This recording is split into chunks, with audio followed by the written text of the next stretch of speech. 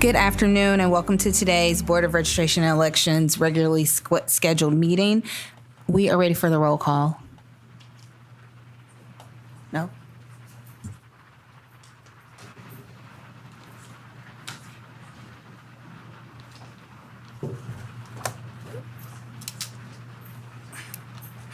If anyone would like to sign up to make public comments, here's your opportunity. Going once, going twice. No, just raise your hand. Okay. Good afternoon, board members. When I call your name, please respond by saying here. Vasu Abhiraman. Here. Travis Bowden. Here. Gail Lee. Here. Dele Loman. Here. Carly Swift. Here. Madam Chair, we have a quorum. Thank you. Can I get a motion to approve the agenda? So moved. Second. All in favor? Aye. Aye. Thank you. And can I get a motion to approve the July 21st scheduled meeting? The minutes? The minutes, I'm sorry. Thank So you. moved. Second. All in favor? Aye. Great. Aye. All unanimously approved. Okay. So with that, we will have public comments. Public comments may be made in person or by submitting an email of one printed page or less in a minimum of 12 font to Elections Public CCMT at DeKalbCountyGA.gov, which must be received between 35 and 5 minutes before the scheduled start of the meeting. The body of your email must include your first and last name. By submitting an email for public comment, you agree to have your name and email broadcast on Ustream and entered into the record in minutes. The DeKalb Board of Registration and Elections reserves the right at the board's sole discretion to add your email to the record or minutes without reading any of it into the broadcast, or to read all or a portion of your email into the record or minutes. All public comments will be limited to 2 minutes. Abusive, profane, or derogatory language, holding up signs, clapping, yelling, standing, or laying in the aisles to show support or opposition to a speaker will not be permitted, but a show of hands or quietly standing in place will be permitted to show support or opposition to a speaker's position. Thank you. Elizabeth Shackelford. It is a travesty that Gail Lee, an election conspiracy theorist, has been appointed to this board. Ms. Lee recently accused the board of holding the names of dead people on the voter rolls so that they could, quote, vote them in a tight race. Wow. And of course, with no evidence of such a bizarre action. She should not be on this board. I will continue to speak against this, as well as the efforts of the Georgia legislature to make it harder for people to vote.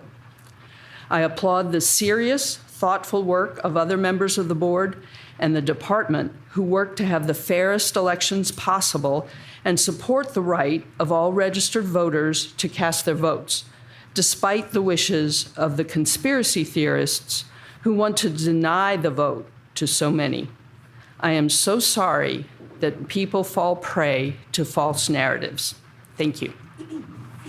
Cheryl Dudley. Good afternoon, all. Again, thank you for being able to speak, and thank you for the work that you do. I'm a little different this time. I thank you for, again, I read through the agenda, and thank you for putting the information out there this early for the elections, the municipal elections, and that is going to take place in November. I do have questions. I was not speaking 2 years ago when these municipal elections took place. So I was kind of interested to see, and I just wanted to make sure and have that information, which I'm sure you will, as again, you do your job so well, most of you, that out there that people know to go to the election, the main election office here for early voting. When I went through all of those, it appeared that it could told you when you had to, again, be sure to register to vote, and then when early voting was, but it was all at this location in Memorial Drive. I was surprised that there were no, again, if you're voting in Stone Mountain, you would be going to a location in Stone Mountain, and I wanted to be sure that I read that correctly and everyone else could have the right information. And I know you can't answer comments, and again, I guess I was just learning that one of the interesting things in this state, but I wouldn't be thinking that this state election board would ever address that. I was amazed at the different cities that, and other elections, that some things are a majority vote and some things are a plurality vote. And I just want to say, I think that's a bit confusing. And I'm sure that one is better than the other, but who knows at this point. And again, thank you for all the work that you do. Thank you. Michael Beach. Hey, thanks. I'm Michael Beach. I live here in DeKalb County, where I'm an assistant poll manager in Decatur. Again, thanks to the board for taking on this job. This is not an easy job, as we all know. I wanted to say I actually look forward to hearing about the Partnership for Large Election Jurisdictions, which must be somebody here. It's really a great website when I went. There's a ton of these different toolkits there. And along that line, I wanted to say there's one about election challenges and voter challenges. And I think it would be really great to see that we look at those sorts of things. And I wanted to really recommend that we anticipate more voter challenges, but continue the work and be as open and transparent as possible. We overwhelm people with transparency. That's how we make things move faster. And let people know about the dispensation of things and the reasoning behind decisions being made. That's much more acceptable, I think, for people. In a vacuum, it's hard. But if they hear more about it, they hear why certain decisions are made, I think we can rapidly move on and get on to much of the important work that you're doing as well. Thank you. Thank you. Beth Ann Freelman. Hi. I just wanted to, first of all, I wasn't here for the last meeting to thank everybody for all the hard work for the elections. I was hoping that today we can get a really detailed explanation and just status report, I guess, on voter registration. We haven't had voter registration discussion at the meetings because we've been running elections for the last couple of meetings. What was our backlog? How are we working through that? How are the no contact and NGE letters going out? What does the return mail look like? And what are the status of those voters? And I would also like to understand because our mail system does not work the same way it did when the statute was written, what happens to a voter who returns their postcard late? And through no fault of their own, because 10 days mail to get to them and possibly 10 days or 2 weeks mail for them to return a postcard. How are we going to treat those voters if they return a postcard late? And then I would just like to talk about something that happened in the state election board meeting this week, where we are discussing non-residential addresses, and I would like to understand how we are going to handle that in DeKalb. I think we all remember Representative B. Wen on Zoom pointing out that people lived above UPS addresses, and it can get very confusing. Apartment numbers get left off of voter registrations all the time. How are we going to handle that in DeKalb? We have probably close to the most, if not the most, of those kinds of residences in the state, and we have to be very careful that we are not disenfranchising voters in that effort. Thank you. Thank you. We will now move into items for discussion, and I will turn it over to Executive Director Smith to provide the director's report. Thank you, Madam Chair. Good afternoon, everyone. In your packets, you will find the template for the director's report, which was comprised or compiled before this meeting actually, so those numbers show, the numbers shown there are as of August 8th.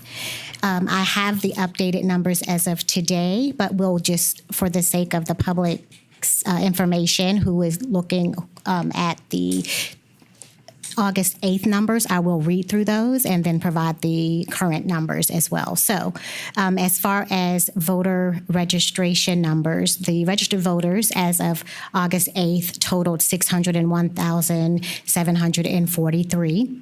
Of those, active numbers were 506,671. The number of inactive registered voters totaled 94,982. As of this morning, August 14th, the total number of registered voters in DeKalb County totaled 603,036, so 603,036. The total number of active registered voters totaled 508,376. Inactive, 94,660. So as you can see, the registration staff members are processing registrations, the backlog of registrations that occurred because of the blackout period, which is a period where we're not able to process registrations that were received after the registration cutoff date until after, the Secretary of State opens that system back up, and that's typically a few days or weeks after the certification of a runoff election. And so the team has been processing those registrations efficiently and will continue to process them until completion. The total applications left to be processed, I will go ahead and give the numbers, well, just so that you can see the throughput and kind of the workflow. As of August 8th, the applications left to be processed totaled 17,230. Of which 15,986 were driver services applications. The online voter registration system, or Oliver, applications totaled 386, and handwritten applications totaled 578. Manual voter registration cancellations for 2025 totaled 1,412. As of this morning, the numbers reported by staff, total applications left to be processed totals 13,492. Of those, 12,321 were driver services, Department of Driver Services, or DDS. Online voter registrations, or Oliver, totaled 137. My Voter Page, or MVP, the total was 138. And handwritten, there's an increase. There's a total now of 896. And continuing to be processed are the manual voter registration cancellations, and that is, as of today, 1,606. So I do just want to mention that everyone is aware of, hopefully, aware of the state's list maintenance process that is a regular occurrence that issued in the process where either no contact or those that have not been active for 2 general elections, which they call NGE, mailings were mailed in July, and DeKalb had approximately 58,000 to be mailed, and that were mailed by our vendor, No Inc., which is a state procured vendor. And so we are making everyone aware through press release, social media, and also just on the monitor there, you'll see a one-page flyer that has been also distributed to our commissioners for them to include in their communications to their constituents, along with the chief executive officer of the county. And it's on our website, and that packet will also post that along with the image of the mailer on there, so that folks will be on the lookout for that. It's less than 10% of our registered voter population, but 58,000 is a substantial amount. And so we just want folks to be aware that the inactive does not mean ineligible, first of all, and there are several ways to remain active or to have your registration changed from inactive to active without being canceled. And so looking forward to continuing that communication with our electors in this county. Moving on to election activities, we did conduct the mandatory risk limiting audit on July 24th, 4,000, and that was for the Public Service Commission runoff race. 4,626 ballots were audited. We noticed that we had the most of any county in the state, including the other large counties. And so just know that, we noticed that as well. There were no errors found, which we did not anticipate any errors, and so I'm pleased to report that out. We are reorganizing our long-term record storage as well, and that's a process that's being undertaken leading up to what we anticipate to be a very busy 2026 election year. And so with that, we are bringing on temporary staff to assist along with bringing them on, and they've remained with us in the registration area to ensure that we will process those registrations before the next deadline.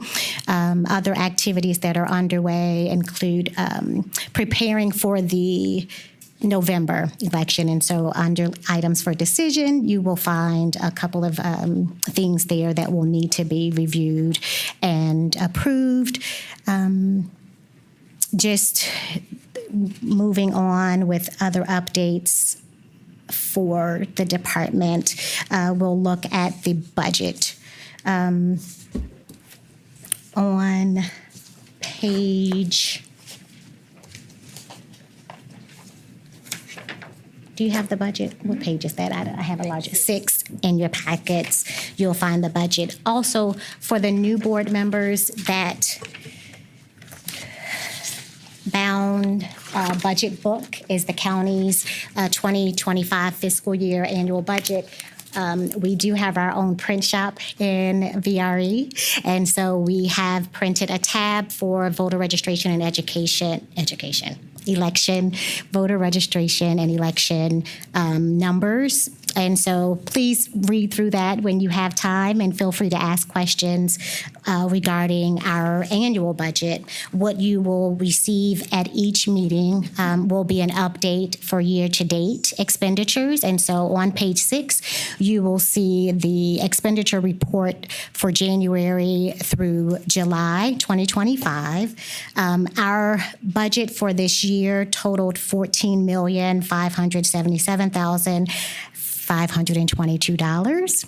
And you'll see that we have right now remaining a little over $9 million, so $9,613,402.40. The bigger expenditures tend to occur in the fall months. And so while we are monitoring our budget regularly, you'll see that some of the columns or the cost centers have some overages. We cannot control the 51 object class. That's something that's established by the county finance department.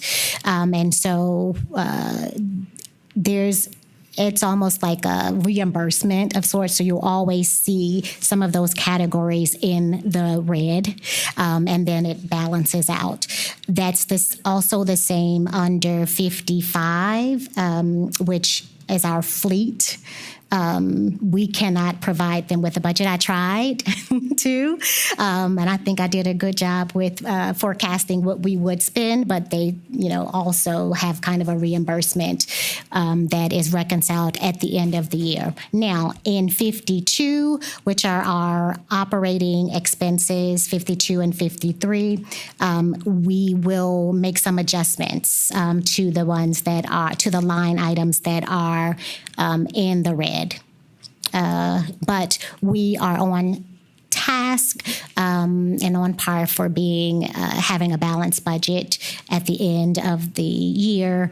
And if we do find that there is a need to go back to request additional funding, we will inform you all before working with the administration and the Board of Commissioners to request any adjustments. So I'm happy to answer any questions about the budget. I just want to mention the stakeholder engagement updates before, and we'll come back to any questions. And so I do just want to mention that we have been before the Board of Commissioners and the Ops Committee in the past few weeks to request approval to move forward in partnership with our fleet department to purchase the mobile unit. And so we did receive approval from Ops, and I believe it was approved in the BOC meeting on Tuesday. We weren't here.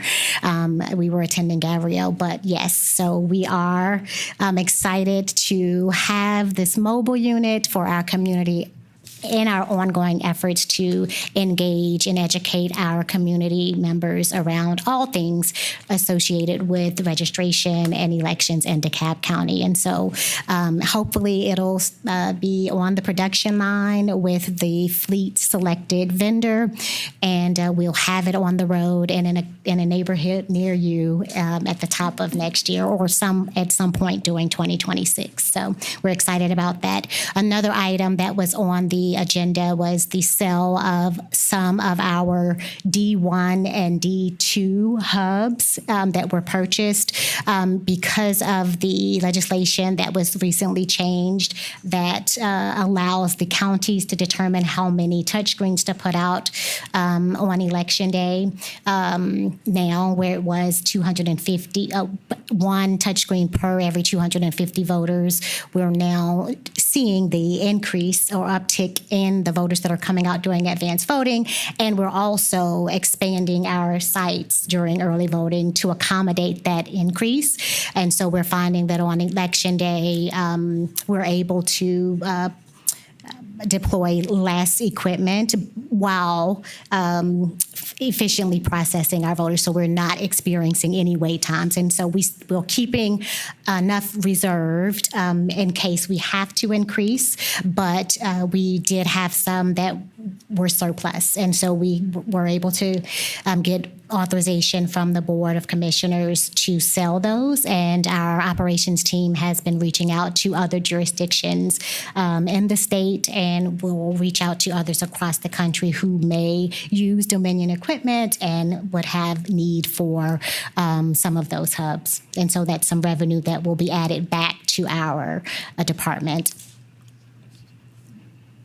And we have the education efforts that are ongoing, some outreach efforts that were not included in the packet but are listed on our website. Outreach continues to be busy, as well as the training department with gearing up for poll worker training, deputy registrar training, and that concludes my updates. Okay, thank you. That was a very thorough update. I will start, I guess, with Mr. Bowden, and then we'll just come around with any questions. Do you have questions? Questions? Okay. Okay. Ms. Lee? Yes. One thing on the numbers that I think would be helpful to the public in transparency-wise, and also to help people to see the voter roll maintenance that is going on, would be to give us the numbers set out by category of what is happening in the systematic maintenance. I know right now we're going to be dealing with the people who are going to be changed to inactive from active. Does the Secretary of State provide you with a number of those by category, and also the NCOAs, and he doesn't break it down by category? No, I don't think that we have. Do we have the numbers who will be inactive? Because of the Secretary of State's efforts? Okay, so we should be able, I didn't realize that it was broken out like that. So for example, are you saying that today you want to see from even these 2 dates that we had 94,982 inactive on the 8th, and as of today, we have 94,660. Do you want to know the difference between those? We would be able to pull those names and determine. And that's what she's asking, because these are the numbers here, the difference, right? Oh, okay. And so for NGE, it gives us a draft of how many will be affected. They give us that number. Once the system does what it's supposed to do after that time allotted, then those people, their statuses will change. Right. We have nothing to do with that. It's an automatic Right. thing in the system. Do they give you the final number, report, or anything? Probably not until after it happens, because right now, they just give us a rough draft number of how many will be affected. Yeah. Yeah. I don't expect it right now, but when you do get those numbers, it would be handy to have it where we could see them. I think they are reflected in these because when you have the inactive voters, potentially, or the voters that are on the Secretary of State's list, they have the opportunity to correct their ballot. So you don't have a real-time number until it's finalized. And I think what they're saying is that those numbers are represented in what's being provided, unless there is some other set of numbers. If you want to come up,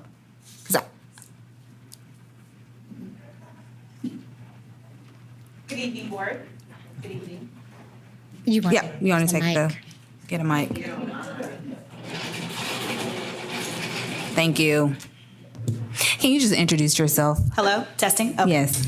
My name is Holly Smith. I am the registration supervisor for DeKalb County.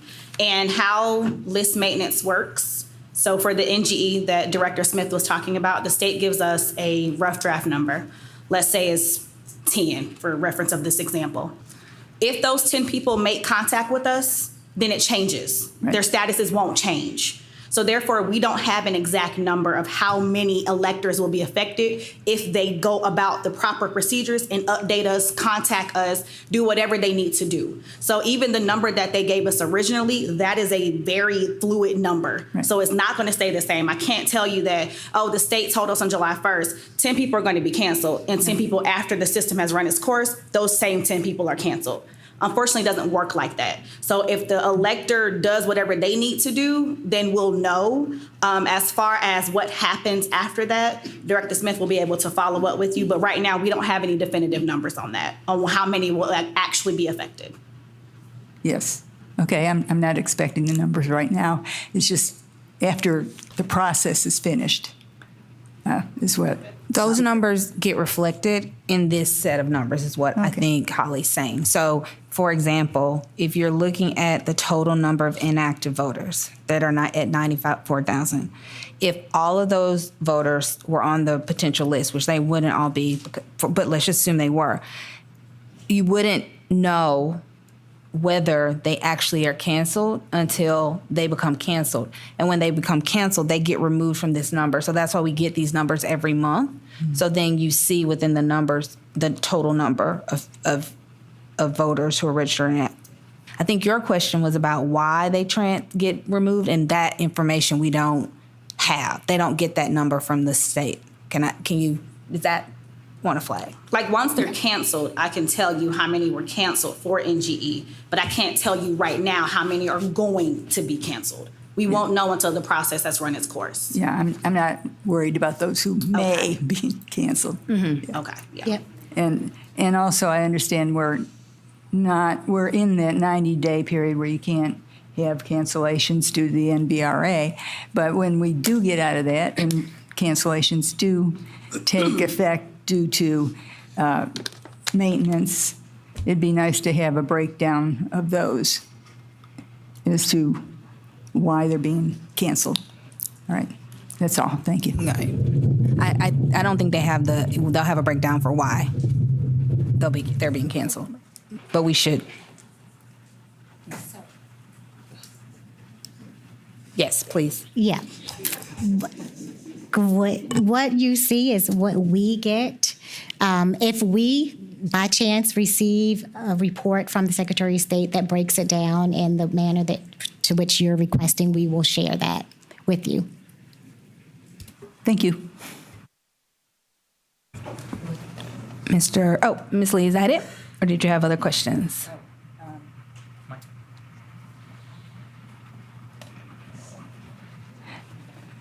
Now, this flyer is just for the people that are active and changing to inactive, correct?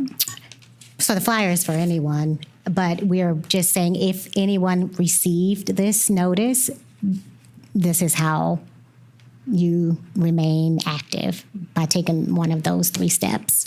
So it's really an informational flyer for anyone who's interested in learning about the NGE or no contact notice. Okay, NGEs will be getting something similar. They did receive, yes, the notice. This is the outside. It looked the same for both notices. The inside was different. There were 2 different messages. One for if there was no contact made, and then the other if they were not active in 2 general elections. And so if a person who is an NGE receives this and they respond by filling out the card or going to MVP, do they become active again? Yes. Or they can show up to vote with proper, ID. With proper identification, they can show up and they will be active again. Okay. I would ask the legal division if that is proper according to 21-235, which lists 4 instances where you can become active again after being inactive. We can certainly review that, but I think the department follows the law. I mean, they're gonna make sure that whatever contact is what is included in the law, because there are a number of ways that. Can you speak into the mic? Sorry. Thank you. That code section, and Ms. Wade is looking up, but it provides a number of different ways that voters who are in an active list can get back on the active list, and the department will follow the guide, that ordinance, that code section. Yes, the ways it lists are signing a petition and showing up to vote. Oh, yes. There are other ways besides what's listed here. That's the question. Correct. That's what I'm wondering. Okay. And then I have a question on the expenditures. Item that says other rentals is quite substantial. What is it? Which line item? It's halfway down in 52, other rentals. So other rentals are, most of that is the rider trucks that we rent to move the equipment ourselves. So we have 2 ways of transporting equipment to the polling locations during early voting and election day, on election day, or for election day, to and from. So the delivery and pickup either happens by our warehouse workers who rent the rider trucks, or for early voting, that is early voting. For election day, we procure a delivery company. So there's right now, I think it's Atlanta Peach Movers is who we use to deliver the equipment for election day. And that's not under the rental of equipment, that those fees are under other professional services because it's an actual service. Mm-hmm.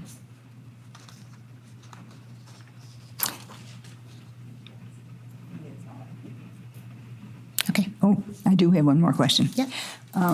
When the end of the budget year comes and we haven't expended all of our money, what happens to the money that was set aside? We lose it. It goes back into the general funds of the county. Thank you. Yeah. We try to have a balanced budget. So sometimes we do too good of a job with maintaining and managing expenses throughout the year, and so we'll have windfall, if you want to say, but I like to have a balanced budget. So that's what the goal is for this year. Okay, thank you. Hold on. We're going to go to Mr. Abaraman, and then we'll come back around, Mr. Bowden.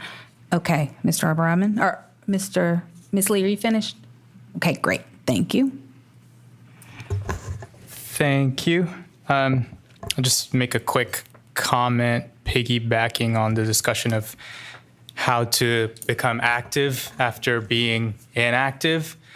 I believe, and I just confirmed it on the Secretary of State's website, that if you update anything with your voter registration, that counts as a contact. And one of the ways where this could be a sort of silver lining benefit of going inactive is that folks who have field programs, you can contact inactive voters and tell them to add an email and or a phone number to their voter registration. So that way, not only do they go back active, but the department has a better way to contact them in case anything happens, like their polling location changes or whatnot. So please advise people of that right at the outset. I know it's easy to say, just go vote and you'll go back active, but try to get them to put their phone number and email on it. I think that would really, really help. We've been talking about NGE and the no contact mailers. I'm wondering if we could, for the public, get a little more specificity on the dates that some of these mailers went out, and also when we anticipate status changes based on those mailers. Holly?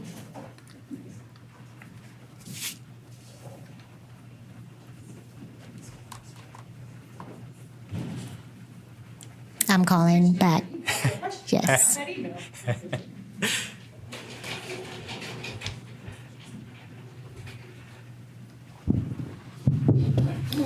So just so everybody is aware, the NGE mailings were mailed out by the Secretary of State's office on July 10th, and the no contact mailings were mailed out on July 22nd.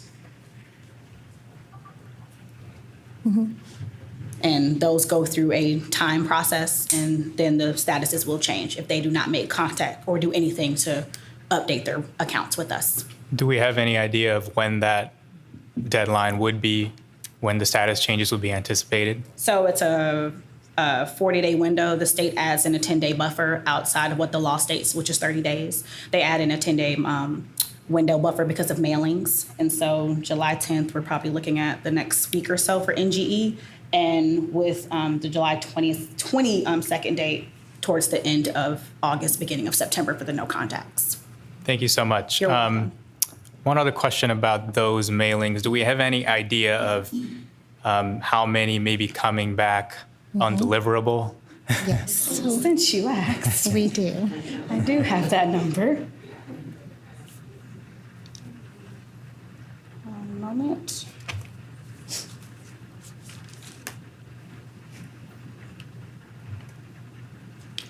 So since the, so we do everything timed by the voter registration deadline. So since I can give you since the VR deadline. Mm-hmm.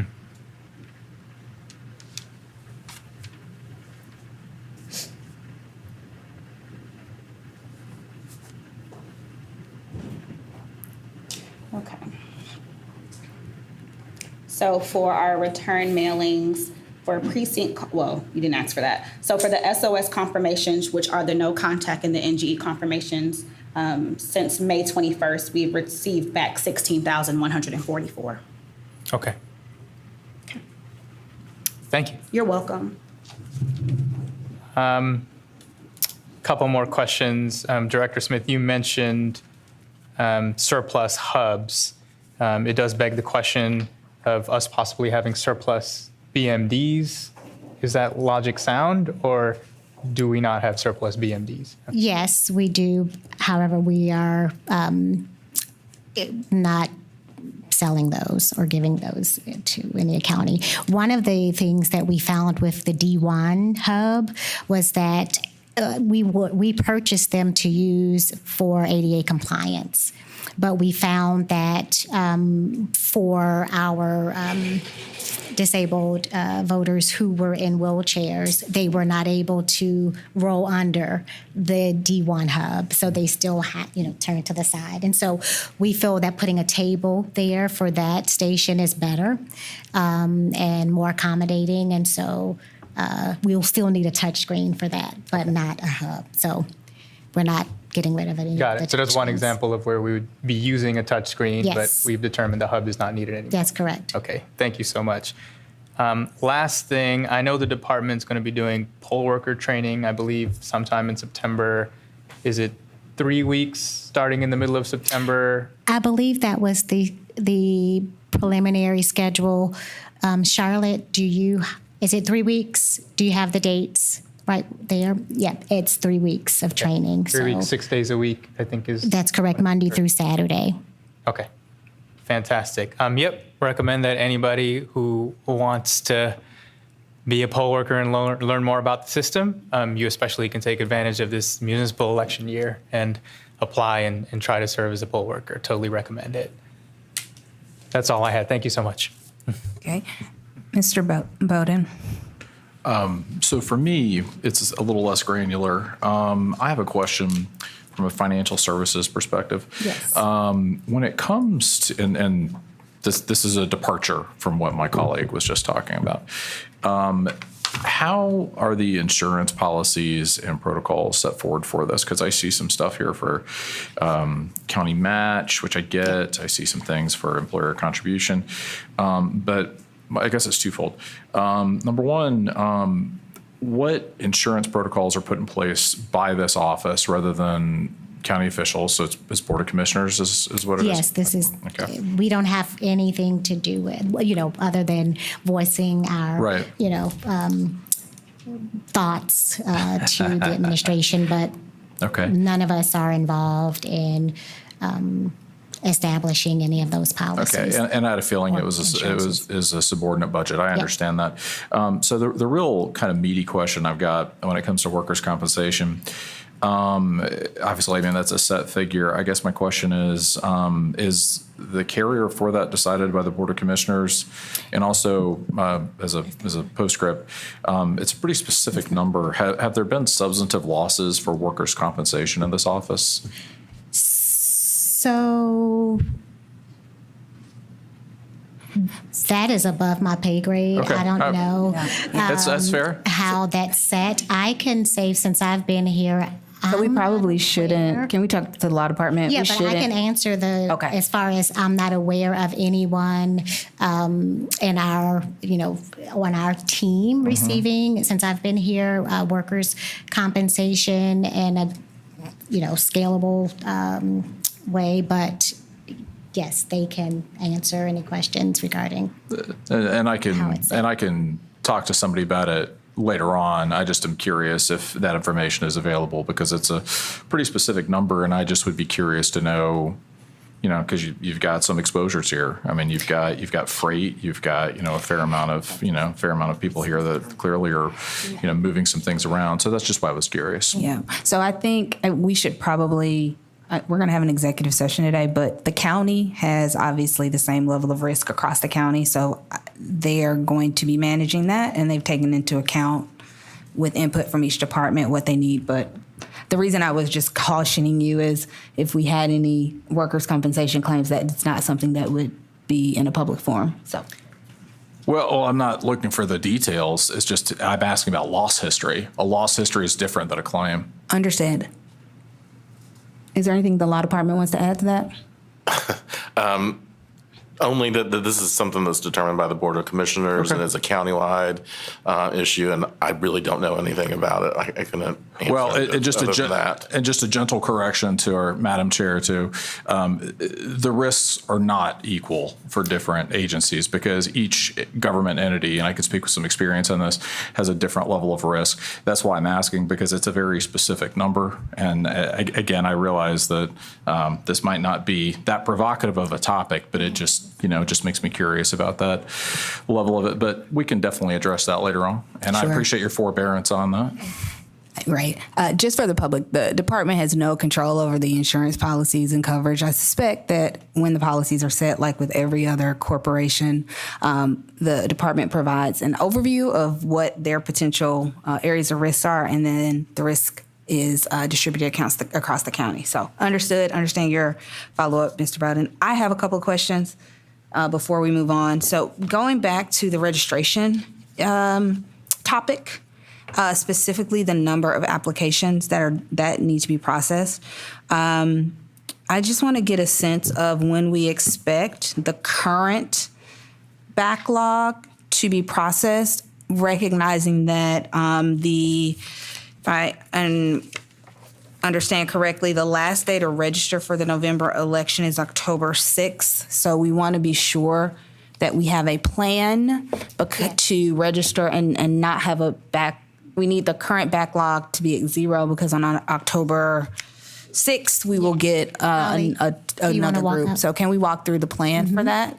And if we're going to need any additional personnel, because I know in the past we've had to hire personnel to help with the backlog. So is that somewhere accounted for in the budget? Yes. And what is our plan?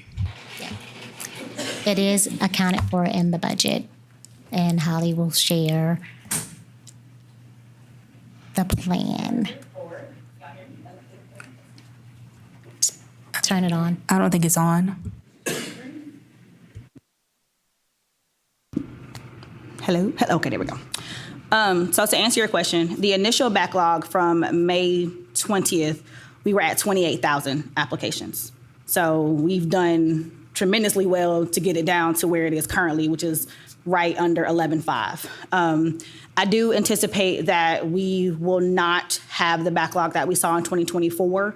And unfortunately, our numbers will just never be 0 because we're always getting something from the Department of Driver Services. We will be able to clear out our MVP. We will be able to clear out our Oliver to where we're processing daily as it comes in and not processing it a month in advance. We will be able to do that. The goal is to get through the majority of our backlog for the rest of this month and then start on our return mail in September to ensure that everybody is taken care of by the voter registration deadline.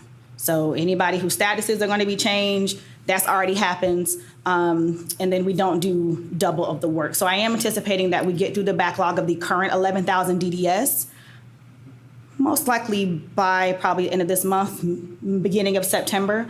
The current backlog is on our dashboard right now. 3,000 of that is from August. Okay. So we currently have an outstanding about 8,200 left from May.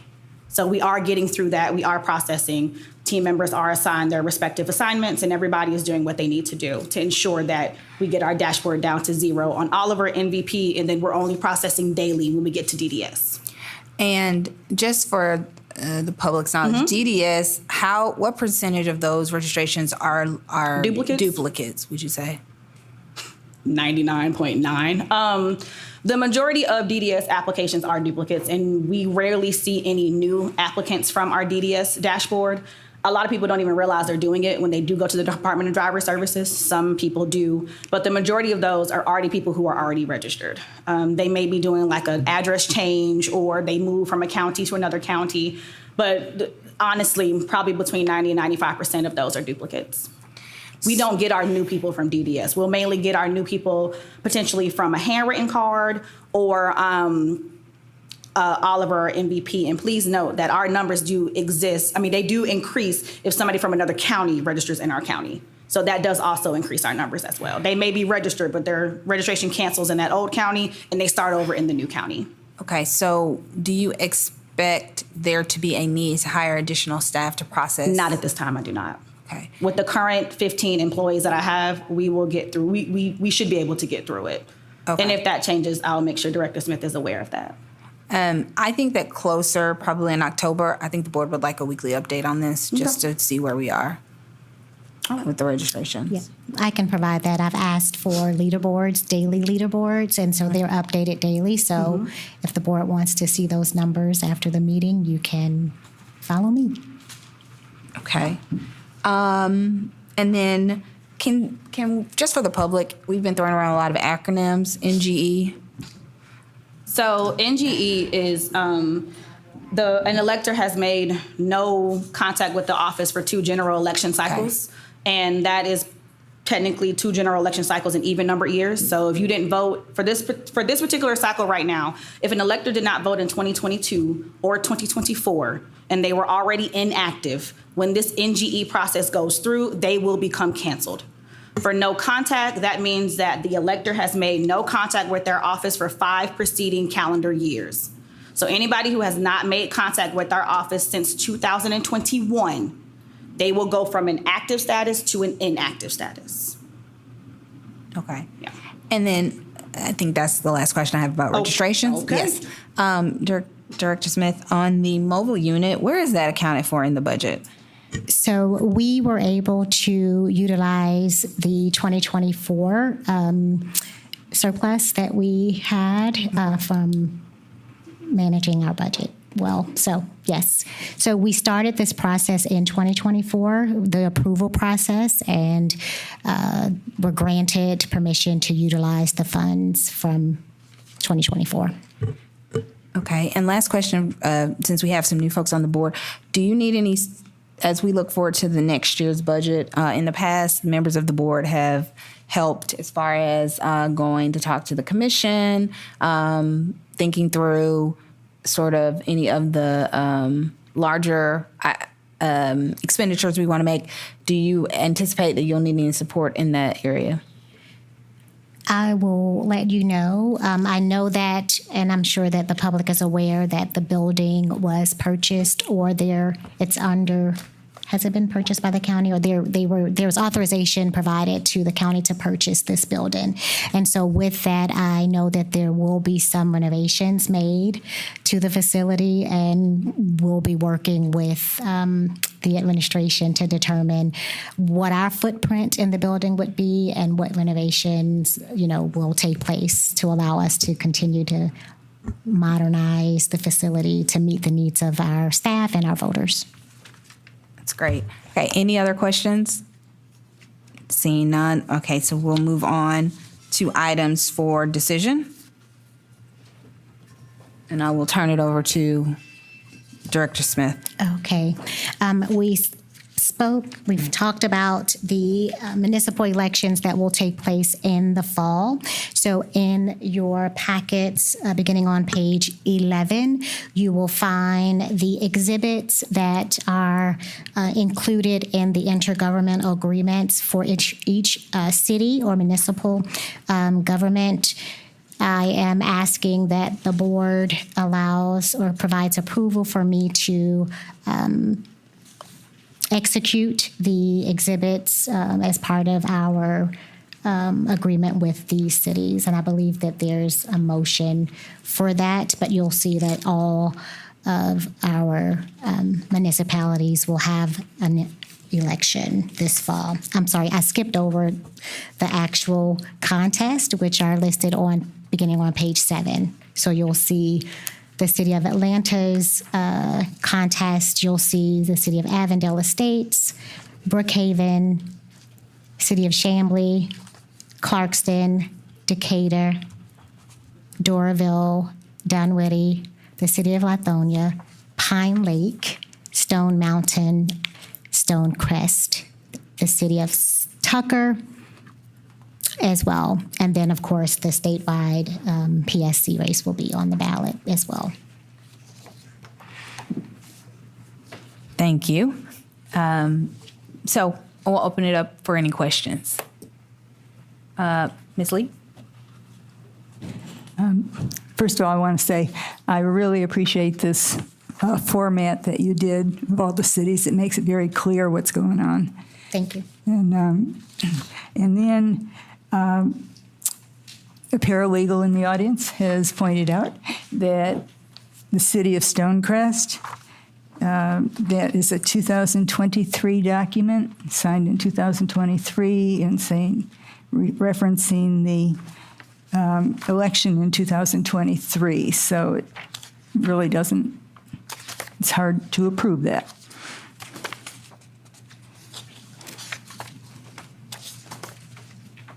Thank you. So we will have the revised or the correct exhibit when I sign it. Okay.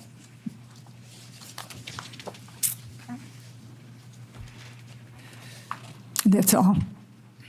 Thank you. Are there any other questions? Seeing none, can I get a motion? I think.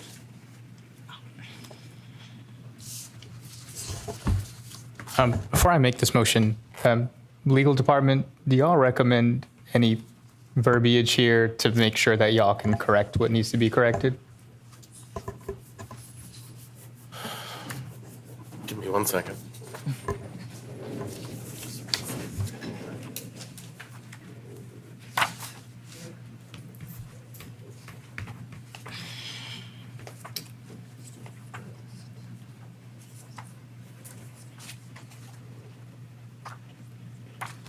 I mean, they signed the wrong one.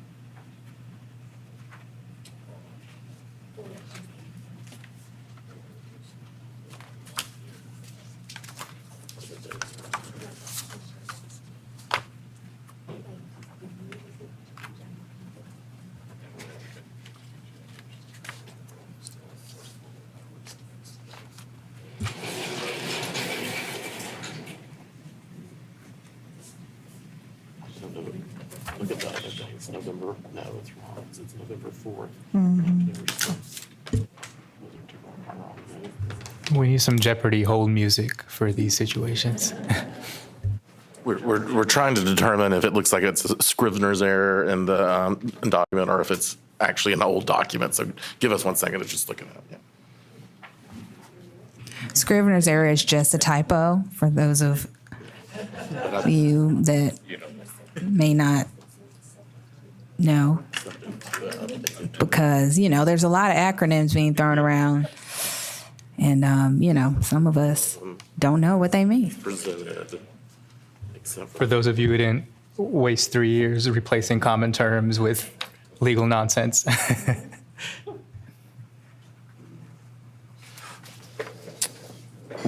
I think we have a response. Sorry. I do not believe it's a Scrivener's error because the dates are not the same. So what I would add to it is that you would approve all of the Exhibit A's as presented, except for the one for Stonecrest, and approve one for Stonecrest with the updated correct dates for 2025. So do we need to do two motions? That would probably be simpler, yeah. Okay. Ms. Sloman? Through the chair, Director Smith, can we confirm that Stonecrest provided an updated MOU to us? Yes. Or signed MOU?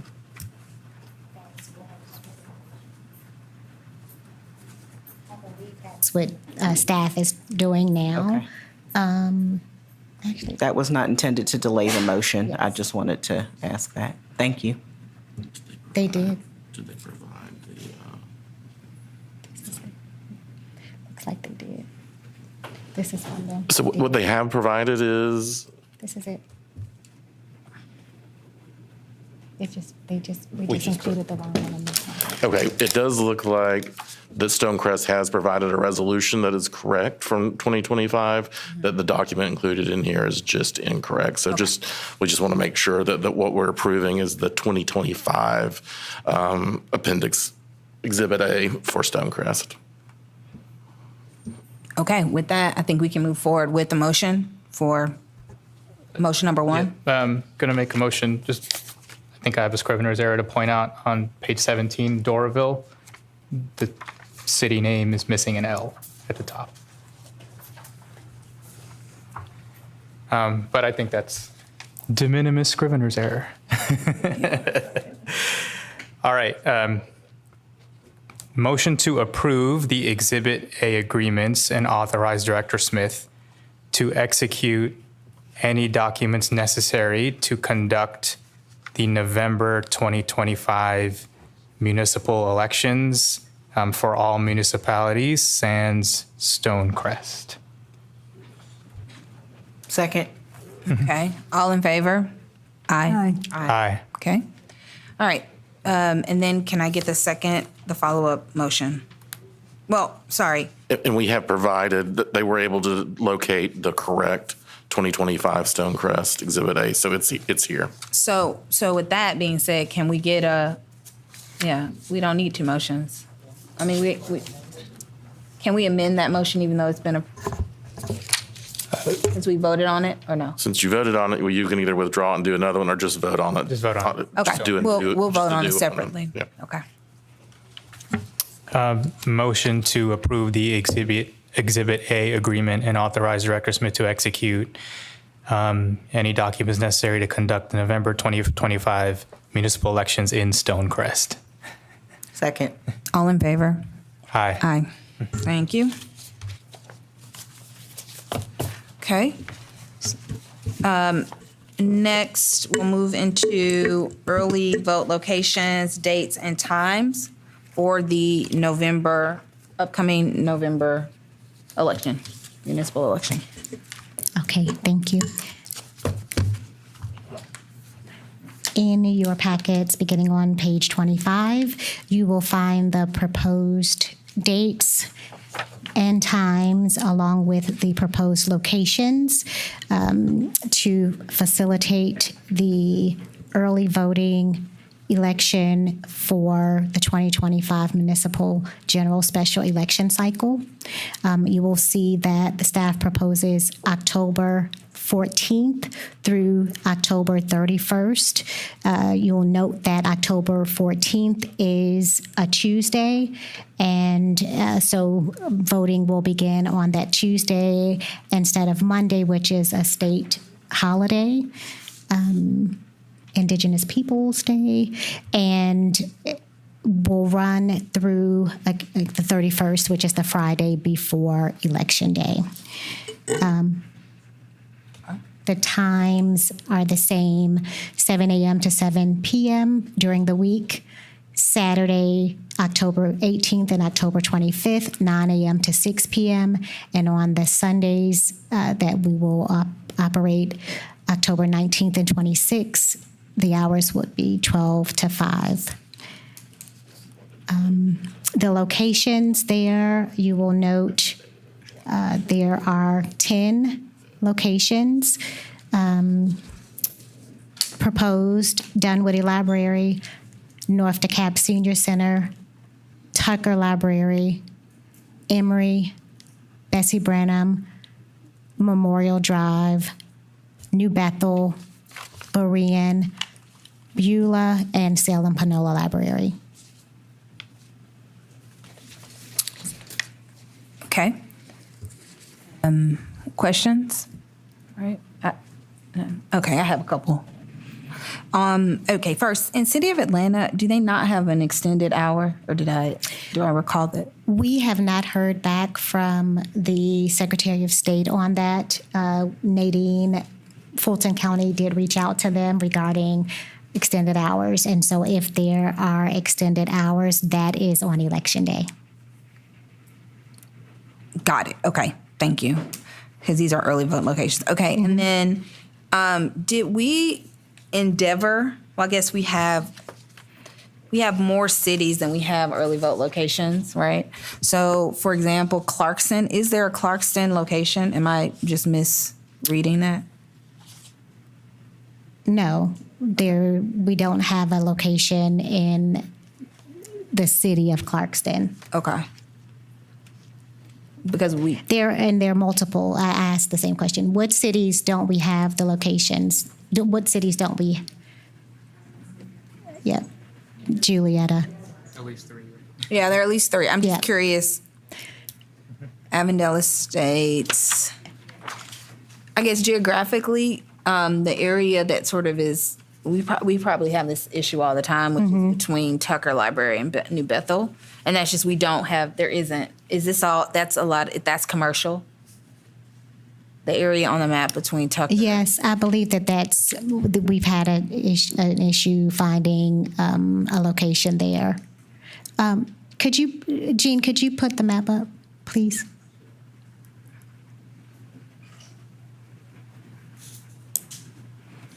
It's page 24.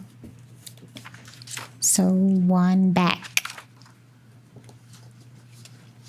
So right in that area between Tucker Library and New Bethel, Julietta, do we? Do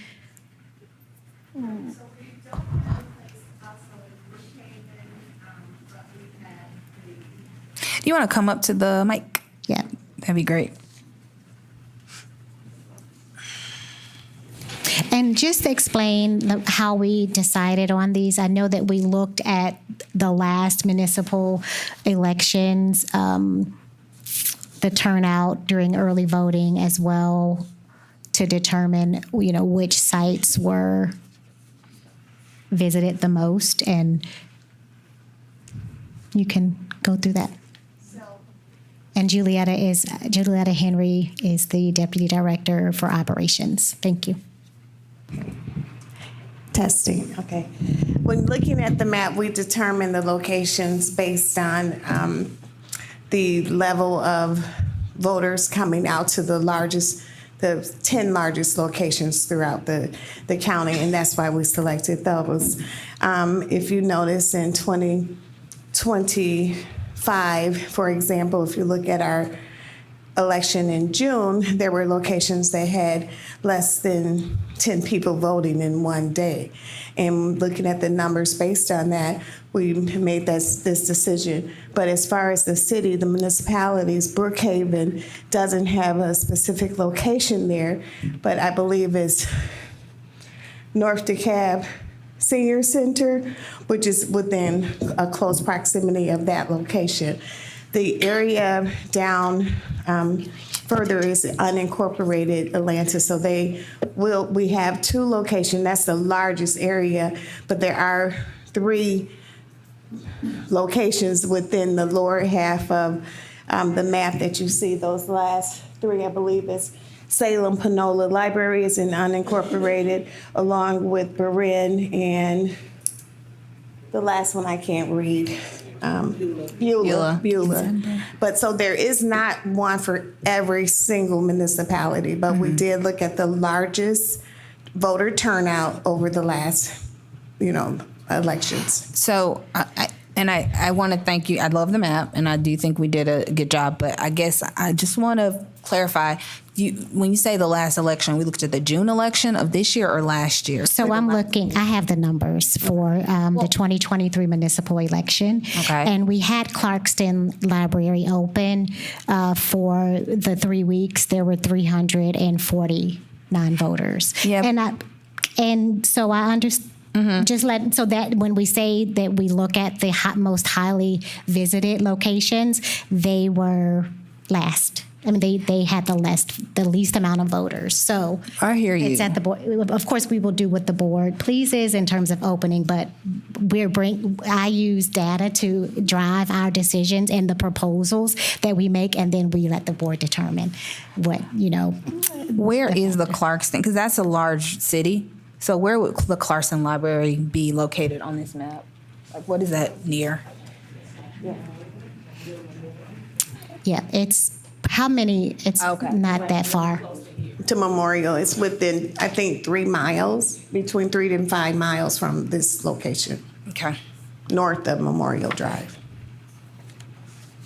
Okay, I'll open up to the board. I think I hear what you're saying, but when we have municipal elections, I think we should endeavor to have locations in the cities where we have elections. And that should be our priority because they're municipal elections, whether they showed up in 2023. But I understand that we do have restraints, and I understand that there are other issues. But that is my preference. But again, open it up to the board if there are any other questions or concerns. Well, I do want to point out that Clarkston is just one exit away, but that's fine for people who drive. Mm-hmm. But Clarkston has a lot of population that probably does not drive. So it might be good to have something closer to them. I know on election day they'll have something in their precinct. Mm-hmm. So that's a possibility. That may be the only thing we need, but it's something to consider. Ms. Lohman.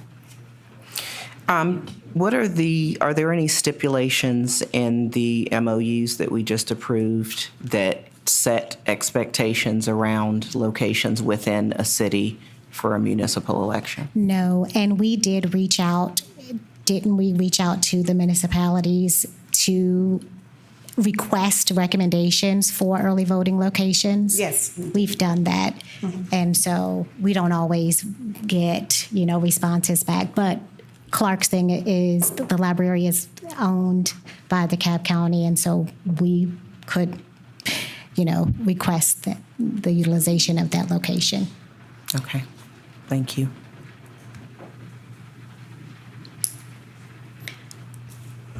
Ms. Lohman. Can you expound on the fees that the municipalities pay for us to conduct their elections and how that relates to these early voting sites? Yes. I'll let Julietta. That is broken down based on the agreement that the board passed, I believe, in 2022. And we look at the overall cost of the election. Was it 23?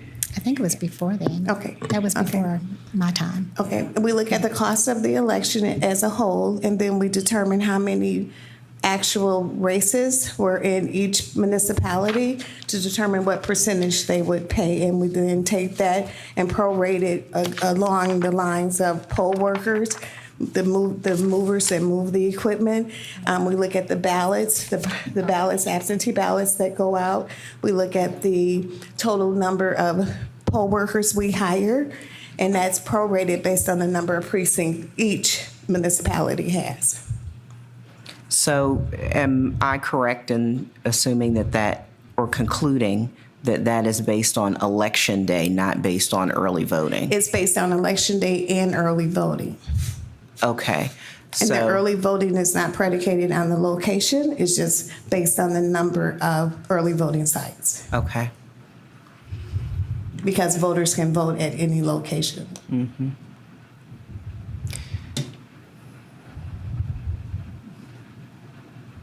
And that also is prorated based on the number of actual races. Madam Chair, I'm just weighing. I hear your concern, and I think that it's a valid one. What I was trying to get to with my questions was to determine, one, if there was any expectation set or any requests made by the municipalities around early voting locations within their borders, which it doesn't sound like there were, and to, as much as possible, determine if there's what the relationship is between the cost to manage these sites and what they pay, what the municipalities actually pay, so that we're not bearing too much of that cost, which is the intent of signing those MOUs. And I'm not sure if I totally got to that, but that was the intent of the questions that I was asking. Understood. And we do have one statewide race on the ballot. So there is. Okay. Any other questions? So I think the department's recommendation is that we move forward with the 10 that we have. What's the cost to add another? Yep. So the average cost per polling location, and the cost per day, for example, when we had 10 in June, the cost per day was $17.12. Okay. Per polling location.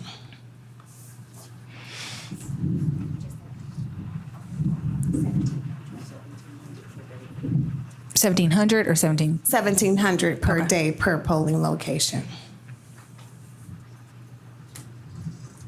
And I just want to say that that number is kind of the lowest staffing level that we've had since we've been here. Next year, it's going to be more because we will have to staff up for the gubernatorial appropriately.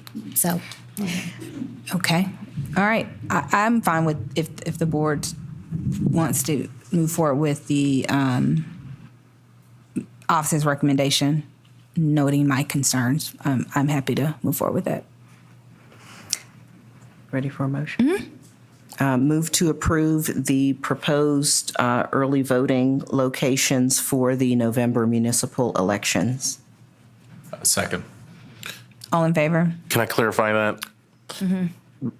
I think we're asking to approve the dates and times and sorry. locations. Yep. Thank you. Move to approve the proposed locations, dates, and times for early voting for the November municipal election. Second.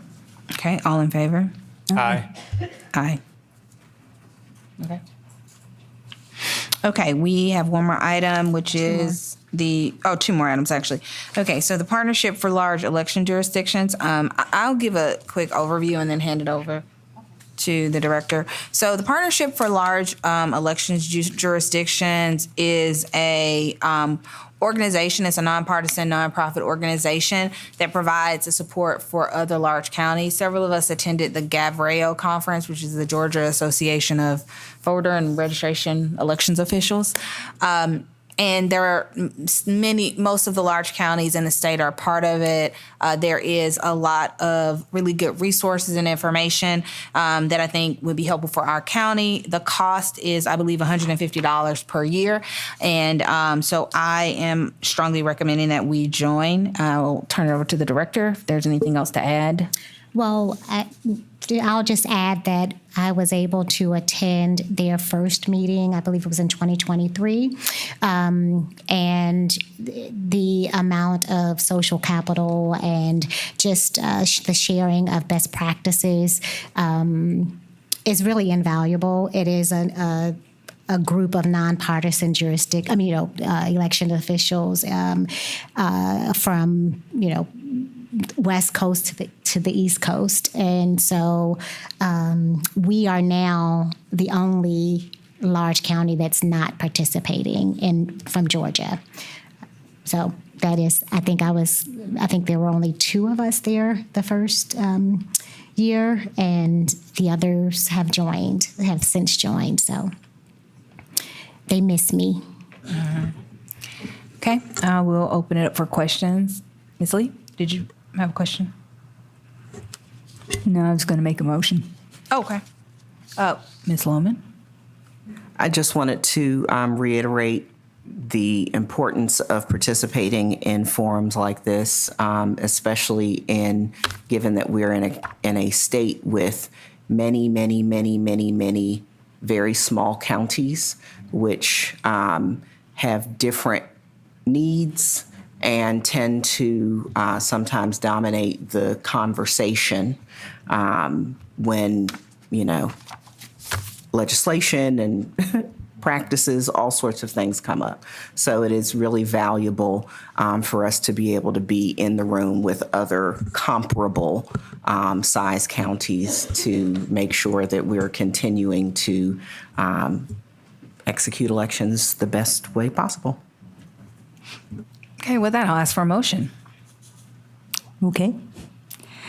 I move that we adopt the Partnership for Large Election Jurisdictions Membership Agreement. Second. Okay, all in favor? Aye. Great. Okay, so last item before we end, we do an executive session, just so the public is aware. So we will be adjourning to have that session after this. But before we do that, there is in September, there is a conflict that our esteemed legal team has because they are going to be exploring and learning at a conference that they have to attend. And so they've asked us to consider moving our meeting that week. And so I'm proposing that we move our meeting to Wednesday, which is September the 10th. Subject to DCTV, so at the same time. So instead of the 11th, we would move it to September 10th, 4:30. Just want to get a poll to see if that would work. Okay. Do we need a motion for that, or it's under items for decision? I would go ahead and make a motion Okay. just to speak. Can I get a motion? Move to change the date of the September meeting from move to change the date of the September regular board meeting from Thursday, September 11th to Wednesday, September 10th. Second. Okay, all those in favor? Aye. Aye. Thank you.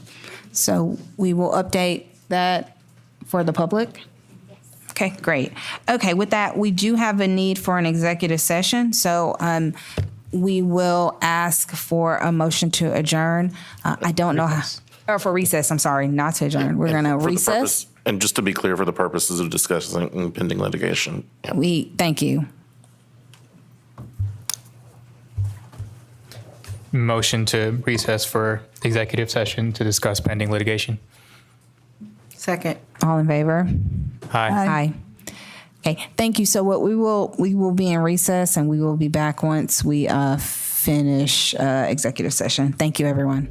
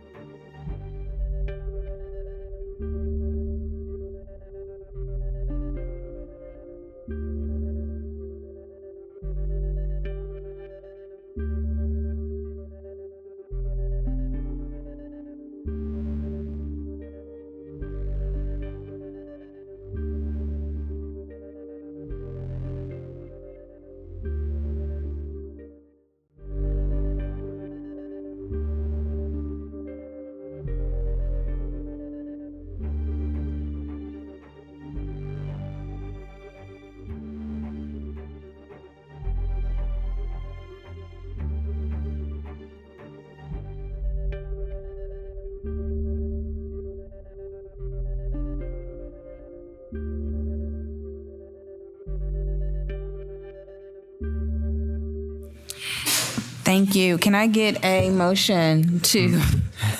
Motion to exit executive session or exit recess for the purpose of executive session and resume regular order. Second.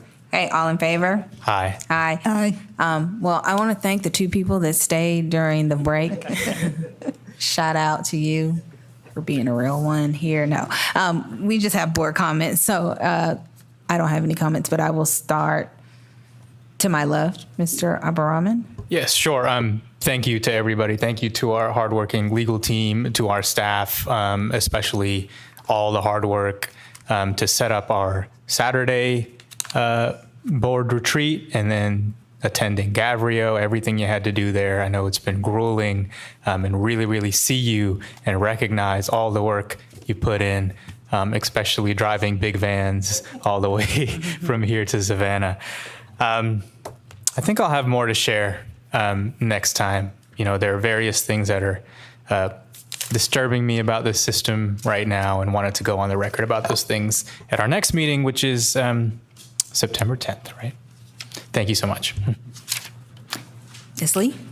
I don't have any comments. Okay. I just was going to say for the record that there were no votes taken in an executive session. Thank you. And echoing the vice chair's comments to thanking the staff, and also just expressing appreciation in the participation in Gavrio. There was a lot of great information shared there, and I'm glad that our team was able to be there in person. And I wanted to thank all of the people for showing up, and now we've lost them, but I really appreciate that there are people who take time out of their schedules to show up and be at these meetings and participate. It is very important, and it does not go unnoticed. That's it. I have no comment. Thank you. So with that, I will ask for a motion to adjourn. Make a motion to adjourn. Second. All in favor? Aye. Thank you. Have a great evening.